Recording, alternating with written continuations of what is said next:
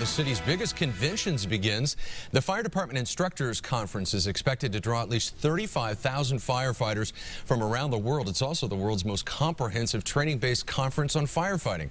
We have more tonight from RTV6 reporter Eric Cox.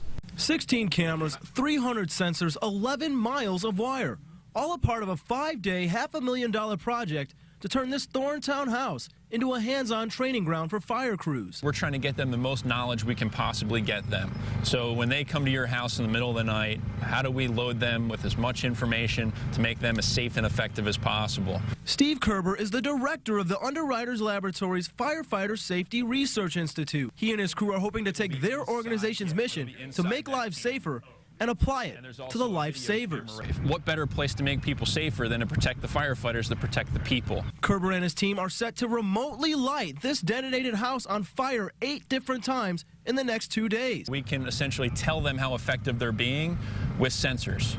It's never been done before. Kerber says at least 400 local firefighters are expected to attend his demonstrations over the next 2 days to help them become as prepared as possible for when things heat up. I think the public in many cases thinks about firefighting as there's a fire, the guys show up, they drag hose, they squirt water, they break windows, and the fire goes out.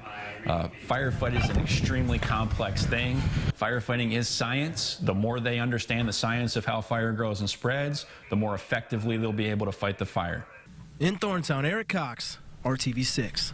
And Eric tells us that the donated house will still be useful even after it's been put through the fire and demonstrations. After they're done, the Lebanon Fire Department plans to use it for some training.